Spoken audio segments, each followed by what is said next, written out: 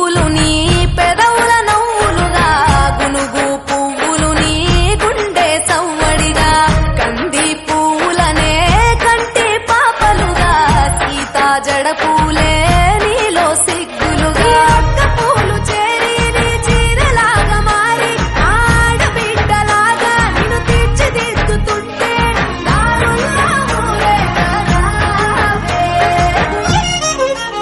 తెలంగాణలో పుట్టి పూల పల్లకి ఎక్కి లోకమంతా తిరిగేవటే.